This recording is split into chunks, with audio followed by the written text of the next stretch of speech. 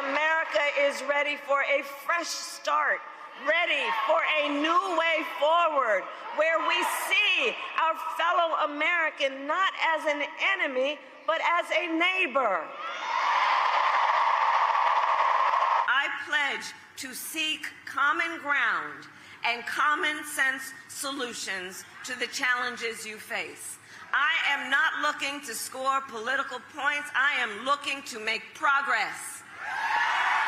And for anyone who hasn't voted yet, look, first of all, no judgment, but please do get to it.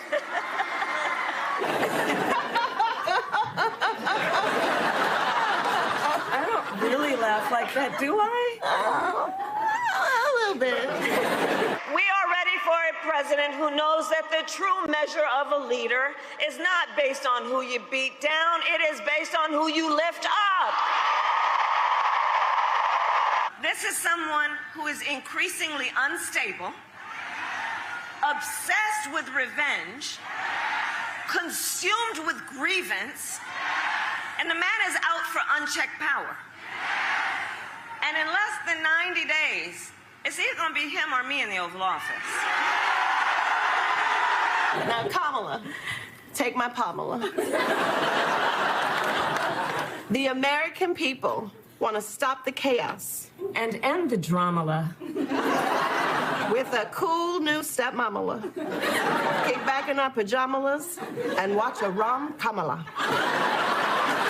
We have an opportunity in this election to finally turn the page on a decade of politics driven by fear and division. We are done with that, and we are exhausted with it. Your vote is your voice, and your voice is your power. And I pledge to you to be a president for all Americans. For all Americans. A look at some of the closing messages from Vice President Kamala Harris over the final weekend of the 2024 presidential campaign. But I mean, and it was a very uniting message. Joyful, uniting. And I will say, clear. That's what candidates do. Right. At the end. At the end, you want to bring it together. Their arms out, Willie. Right. Across the fruited plains. Yes. Right. Across the rolling hills of the Republic. You say, come to me. Yeah. E pluribus unum. That's what you say. Yes. Right? Right? Yes. So this should not have been a surprise, but I loved, she hit all of her marks. Yeah. She's talking about bringing America together, being a president for all Americans, the sort of things that Americans have long said they wanted. Right. Consensus, compromise, unity. Unity. And that's a message that every politician, as they're wrapping up their campaign, that's what they do. Here now is some of what we heard and saw from former President Donald Trump. Did he do the same? The image of our country is terrible. It's terrible. It's a failed country. That's what it is. They view us as a nation in decline, but even worse, they view us as a failed country. Kamala's closing message to America is that she hates you. You know, there's got to be something there. I think she does. I do believe you. The day that I left, I shouldn't have left. I mean, honestly, because we did so well. That white, beautiful white skin that I have would be nice and tan. I got the whitest skin because I never have time to go out in the sun, but I have that beautiful white, and you know what? It could have been beautiful, tan, beautiful. And I have this piece of glass here, but all we have really over here is the fake news, right?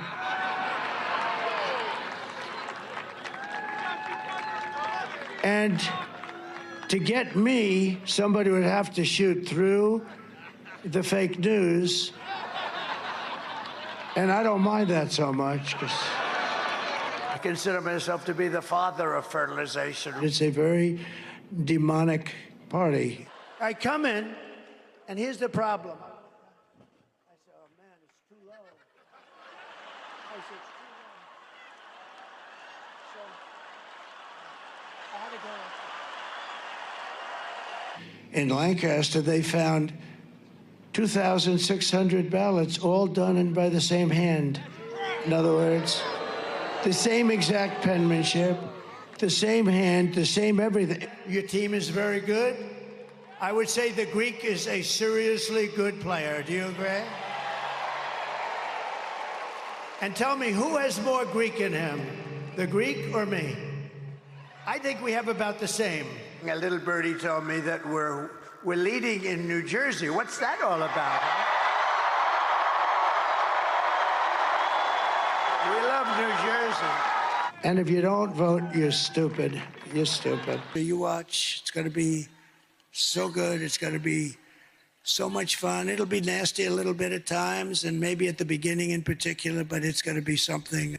Speaking of nasty, did he really do that gesture? I don't know. Well, there's so many things. I mean, let's bring in the gang. Along with Joe, Willie, and me, we have the host of Way Too Early, White House Bureau Chief at Politico, Jonathan Lemire, U.S. Special Correspondent for BBC News, Katty Kay, NBC News National Affairs Analyst and a partner and Chief Political Columnist at Puck, John Hallman, and president of the National Action Network and host of MSNBC's Politics Nation, Reverend Al Sharpton. All right, so, Willie, there's so much to go over there. First of all, again, with Kamala Harris, she delivers the message that I think Americans want, which is let's come together. I'm going to be president for all Americans. And she's done this for quite some time. Donald Trump, I couldn't write down the notes quickly enough. First of all, he was asleep on his feet in one of those events. But he talked about America being horrible. He lied about, once again, spreading a big lie. He must be concerned about Pennsylvania. He keeps lying about Pennsylvania. Says he's the father of fertilization. I'm not exactly sure what that means. And then he did a graphic scene, like he was having oral sex. Oh my God! With the microphone, and some social media platforms actually would not play it because they said it was so obscene. And you look at that moment, and again, you hear these people running on radio stations content and saying that, oh, they're, he's going to save Christians. He's sent by Jesus. He's a Christian protector of women. He's a protector of women and all this. But all the lies were just stunning. And I don't know that I've ever seen as much contrast in a closing message, not just on energy and on vitality and on vigor, but also just the overall message of hope, optimism versus pessimism, grimness. And again, a calling 2 days after he called to have Liz Cheney shot by a firing squad, talking about how he wouldn't mind if the press got shot. Yeah, he said, I wouldn't mind that. You'd have to shoot through the fake news to get to me, and he wouldn't have a problem with that. I think start with the superficial, which you touched on, which is this was, when Joe Biden was the candidate, a contrast that Donald Trump was young and vital. Watch those two sets of rallies and tell me which candidate is young and vital, who looks exhausted. And then the second and perhaps more important piece of it is you didn't hear one word in any of those rallies from Donald Trump about the people, about the people whose vote he wants.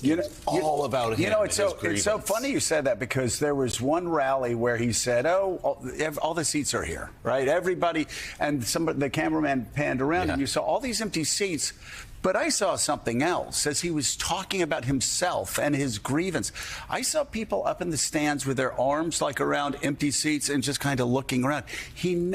It's crazy. He never talks about them. He never talks about the people. He talks about himself. Yeah, and Kamala Harris's message here down the stretch, as you said, she made her sort of final critique of Donald Trump this weekend and now has turned to, hey, we want to turn the page together as a country. We want everybody on board. She was talking to Republicans. There's a place for you in my campaign. There's a place for you in my administration. There's a place for you in this country. And the Wall Street Journal, actually, Joe, the front page talking about Donald Trump's final weekend, you can go right here. It says, dark pitch gets third airing, asking if voters really want to hear American carnage a third time. Will it sell this time? And that's exactly what Donald Trump is selling here at the end. Katty, the grimness, again, the grimness over the past several weeks have been just the opposite, actually, what Donald Trump tried to do in the last 10 days of the 2016 campaign, where he won.